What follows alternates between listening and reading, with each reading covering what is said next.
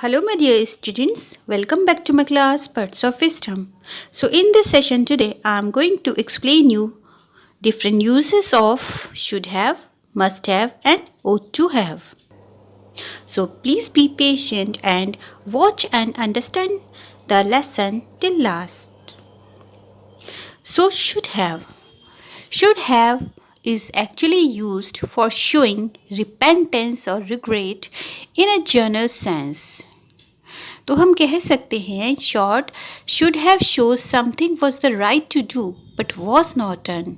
That means हमें past में कुछ करना था जो हमें करना चाहिए था बट किसी वजह से हम उसे कर नहीं पाए और उस वजह से यानी कि वो वर्क पास्ट में ना करने की वजह से या करने की वजह से हम पछता रहे हैं प्रेजेंट में.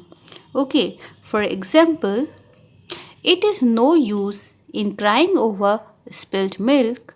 I should have worked harder earlier for having a positive result. Now there is no chance of filling in the form again. तो जो स्पीकर हैं वो ये कहना चाहते हैं It is no use in crying over spilled milk. अब पछताने से कोई फ़ायदा नहीं.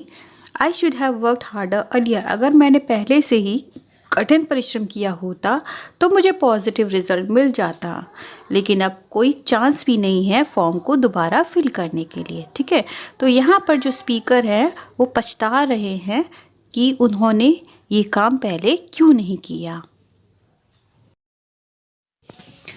Next one, ought to have.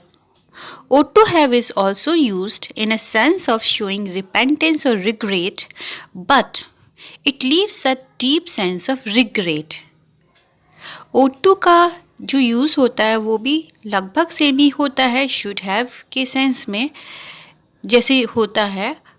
उसमें भी रिपेंटेंस पछतावा शो होता है, यहाँ पर भी पछतावा शो होता है, लेकिन यहाँ पर जो पछतावा है वो एक sense of it leaves actually a deep sense of regret. That means to say उसका जो दुख है वो और ज़्यादा गहरा है, उसका जो पछतावा है और ज़्यादा गहरा है. फॉर एग्जाम्पल,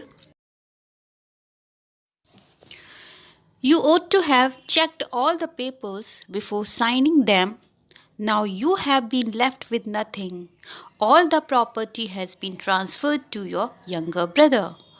ओके, तो यहाँ पर जो पूरी की पूरी प्रॉपर्टी है वो यंगर ब्रदर को ट्रांसफ़र हो गई है क्योंकि साइन करते समय जो स्पीकर है लिसनर जो है उसने ध्यान नहीं दिया है और साइन कर दिया है. अब उसके पास कुछ नहीं बचा है. So the sentence is leaving a deep sense of regret.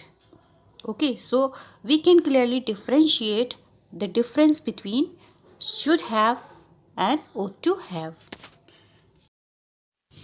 Now there is one more use of ought to have. It is used in a sense of prohibition or warning also, showing the anger of the speaker, leaving the listener with a feeling of repentance. यानी ought to have का use किसी को warning देने के sense में भी use होता है. ऐसी वार्निंग जिसमें कि जो लिसनर है वो नेक्स्ट टाइम से वो काम ना करे और उसके अंदर यानी कि वो इस तरीके से उसको डांटता है या बोलता है या वार्निंग देता है कि जो सामने वाला पर्सन है उसके मन में एक रिग्रेट की फीलिंग आ जाती है, रिपेंटेंस या पछतावे की फीलिंग आती है कि मैंने ऐसा काम क्यों किया जिसकी वजह से सामने वाला नाराज़ हो गया. For example, you ought to have asked my permission before using my mobile. I don't like people touching my mobile. Last one, use of must have. Must have is also used in a sense of regret but with facts and figures. यहाँ पर भी regret के sense में तो must have use होता है, लेकिन उसके साथ कुछ हमारे पास प्रूफ होना चाहिए, कोई फैक्ट होना चाहिए, यानी पास्ट में ऐसा कोई फैक्ट या प्रूफ मिलना चाहिए जिसकी वजह से हम अंदाज़ा लगाते हैं कि ऐसा हुआ होगा जिस वजह से प्रेजेंट में ये काम हो रहा है. For example, I saw a child crying hardly in the fear, he must have lost his parents. तो यहाँ पर हम देखते हैं I saw a child crying hardly, यानी जो स्पीकर है वो ये बोल रहा है कि उसने एक बच्चे को बहुत बुरी तरह से रोते हुए देखा। तो वो अंदाज़ा लगा रहा है कि शायद उसने कुछ देर पहले या पास्ट में यानी थोड़ी देर पहले शायद अपने पेरेंट्स खो दिए हैं, जिसकी वजह से वो रो रहा है। ठीक है। In the same way it was our last day in school, you must have come, यानी कि हमारा स्कूल का लास्ट डे था, उसने डायरेक्टली एक्सपीरियंस किया। ठीक है, ये फैक्ट था कि वो लास्ट डे था स्कूल में।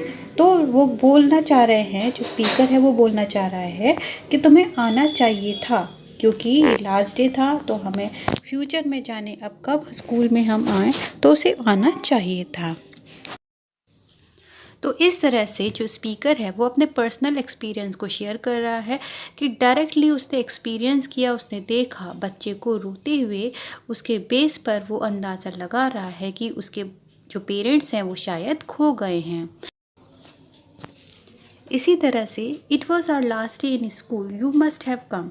तो जो स्पीकर है वो लास्ट डे स्कूल गया था, उसने एक्सपीरियंस किया स्कूल में, जो लास्ट डे में जो कुछ भी हुआ था उसने एक्सपीरियंस किया, उसने एंजॉय किया था। और उसे इस बात को समझ पा रहा है कि वो लास्ट डे स्कूल का था, तो इसीलिए वो अपने फ्रेंड को शायद ये बोल रहा है कि उसे स्कूल आना चाहिए था, क्योंकि अब हम दोबारा स्कूल तो कभी नहीं आएंगे, स्पेशली पढ़ने के लिए। So these are some uses of should have, must have and ought to have. Now I have prepared one exercise of uses of should have, must have and ought to have. You must go through the link given in description box and try to do the exercises I have given there and practice those exercises. If you do those exercises, you will be able to learn this concept more thoroughly. So please go through the link given below and try to do the quiz given in the website. Meet you soon with my next video in which I will explain you next model auxiliary verb.